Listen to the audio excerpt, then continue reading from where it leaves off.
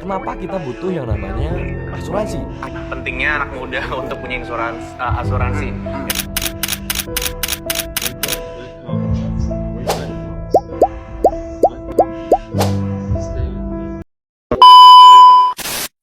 Assalamualaikum warahmatullahi wabarakatuh. Saya Cindy Amelia Putri.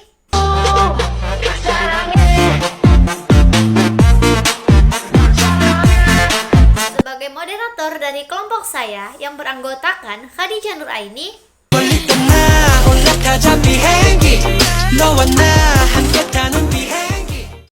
Yuki Pandapotan Siregar,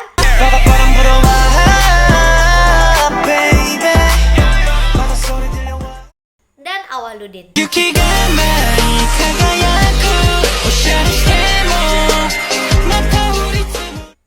Nah, kali ini kami akan membahas tentang bisnis asuransi. Apa sih itu asuransi? Untuk itu, teman saya Yogi akan memberikan penjelasan apa itu asuransi. Berikut penjelasannya. Baik, di sini saya akan menjelaskan pendahuluan.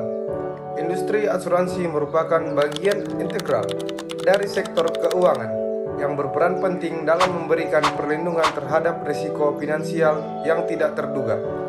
Bisnis asuransi melibatkan perjanjian antara perusahaan asuransi atau penanggung dan individu atau entitas tertanggung, di mana penanggung berkomitmen untuk memberikan kompensasi atas kerugian tertentu dengan imbalan premi yang dibayarkan oleh tertanggung. Dalam menjalankan operasionalnya, perusahaan asuransi harus mematuhi regulasi yang ketat untuk memastikan perlindungan konsumen dan stabilitas industri. Selanjutnya, pengertian asuransi.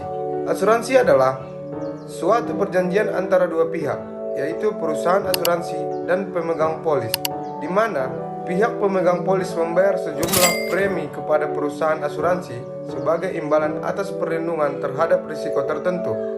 Jika terjadi kerugian atau peristiwa yang dijamin dalam polis atau seperti kecelakaan, sakit, atau kerusakan harta benda, maka perusahaan asuransi akan memberikan ganti rugi sesuai dengan ketentuan yang telah disepakati. Kalau semuanya udah pada tahu apa itu asuransi, apakah teman-teman ada yang tahu apa saja jenis-jenis asuransi? Dan siapa saja pelaku dalam asuransi? Untuk itu, teman saya Khadijah Nuraini akan memberikan penjelasan tentang jenis-jenis asuransi dan siapa saja pelaku dalam asuransi. Berikut penjelasannya. Baik, di sini saya akan membahas tentang jenis-jenis asuransi. Nah, yang pertama itu ada asuransi jiwa. Asuransi ini memberikan perlindungan terhadap risiko yang berkaitan dengan kehidupan, seperti kematian, cacat tetap, atau risiko kesehatan lainnya. Yang kedua, ada asuransi kesehatan, yaitu menanggung biaya medis seperti rawat inap, operasi, dan pengobatan akibat penyakit atau kecelakaan. Nah, ini sangat penting dalam meringankan beban keuangan nasabah atas risiko kesehatan. Yang ketiga, ada asuransi kendaraan, yaitu memberikan perlindungan terhadap kerusakan atau kehilangan kendaraan akibat kecelakaan, pencurian, atau bencana alam. Dan yang terakhir, ada asuransi properti, di mana asuransi properti ini memberikan perlindungan terhadap kerusakan atau kerugian properti seperti rumah, bangunan usaha, atau gudang akibat bencana, kebakaran, atau pencurian. Nah, selanjutnya ada pelaku bisnis dalam asuransi. Yang pertama, ada perusahaan asuransi, yaitu badan usaha yang menjalankan kegiatan pengelolaan asuransi mulai dari penerbitan polis hingga pembayaran klaim. Yang kedua, ada pemegang polis, di mana individu atau entitas yang membeli polis dan memiliki hak serta kewajiban sesuai dengan kontrak. Yang ketiga, ada tertanggung, di mana pihak atau objek yang menjadi subjek perlindungan asuransi bisa sama dengan pemegang polis ataupun berbeda. Yang keempat, ada agen dan broker asuransi, yaitu perantara antara perusahaan dan konsumen. Agen bekerja untuk satu perusahaan, sementara broker bisa menawarkan berbagai produk dari beberapa perusahaan.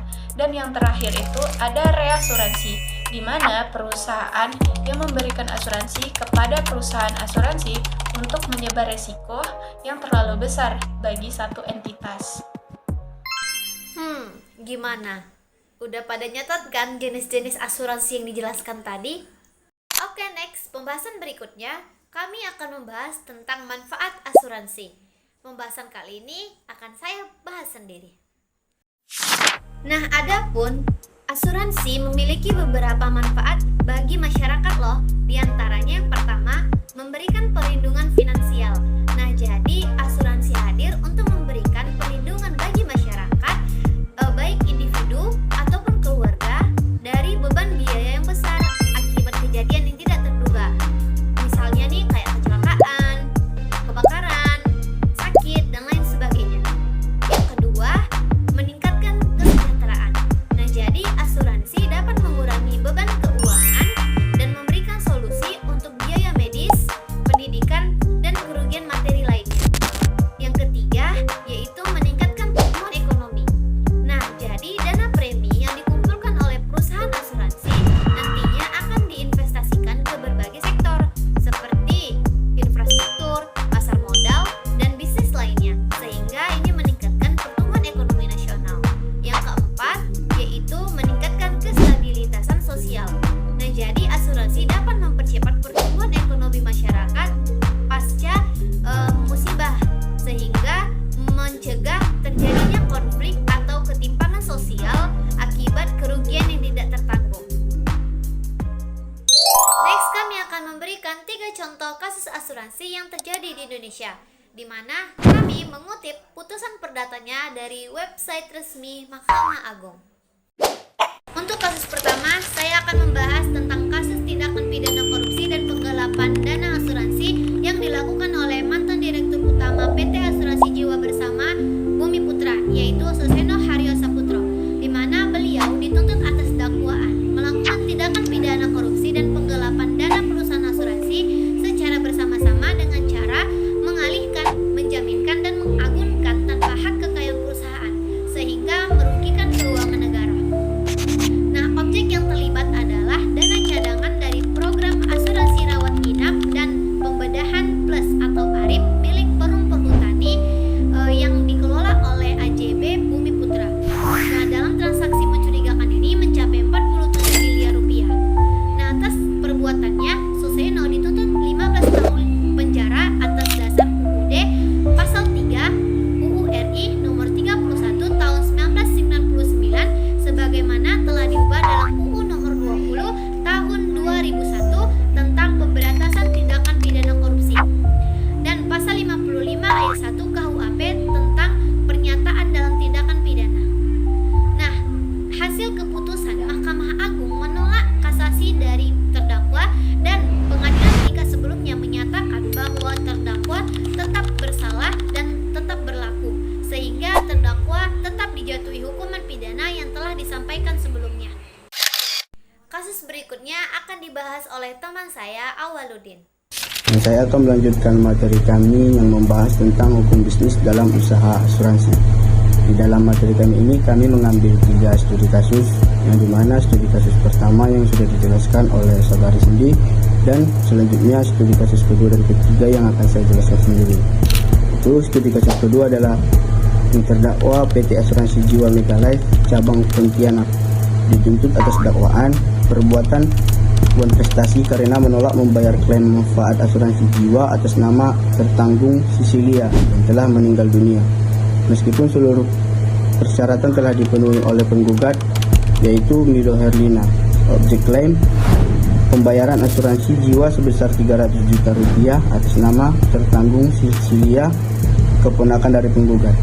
Dasar undang-undang pada pasal 257 KUHD yang menyatakan bahwa perjanjian pertanggungan berlaku sejak disepakati meskipun polis belum ditandatangani. Pasal 1320 dan 1338 KUH. Perdata tentang sahnya perjanjian berdasarkan kesepakatan para pihak. Undang-Undang Nomor 48 Tahun 2009, Undang-Undang Nomor 14 Tahun 1985, Undang-Undang Nomor 5 Tahun 2004 dan Undang-Undang Nomor 3 Tahun 2009 tentang kekuasaan kehakiman dan Mahkamah Agung.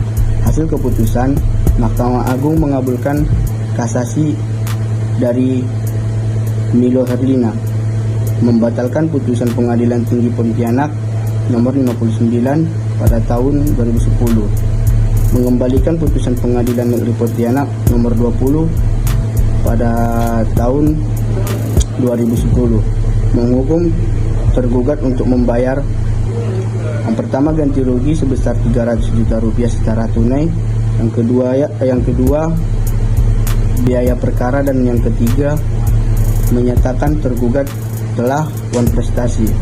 Selanjutnya studi kasus ketiga.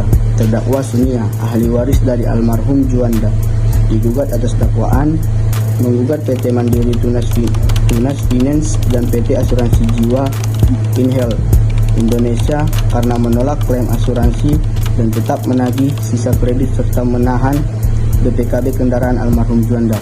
Objek perkara, klaim asuransi atas nama almarhum Juanda, penahanan BPKB serta unit motor Toyota Avanza 2017 KB 1947 GA. Dasar hukum Pasal 1365 KUH Perdata, perbuatan melawan hukum.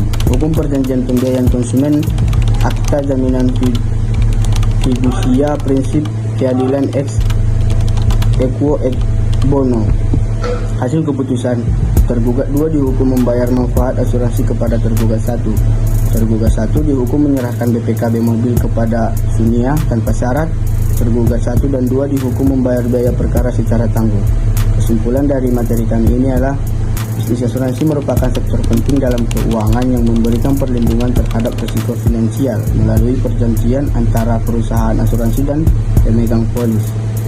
Asuransi juga memiliki berbagai jenis seperti asuransi jiwa, kesehatan, kendaraan, dan properti, serta melibatkan berbagai pelaku seperti perusahaan asuransi, pemegang polis, agen, dan reasuransi. Manfaat asuransi bagi masyarakat meliputi perlindungan finansial, peningkatan kesejahteraan, dorongan pertumbuhan ekonomi, dan stabilitas sosial. Namun, bisnis asuransi juga rentan terhadap kasus penipuan, korupsi, dan pencucian uang yang dapat merugikan pihak terkait dan mencoreng integritas industri ini. Dari 3 kasus di atas membahas tentang mereka-mereka yang menyalahgunakan asuransi. Padahal asuransi itu penting loh. Bayangin nih, kita perlu asuransi tapi kita ditipu. Sakitnya gimana?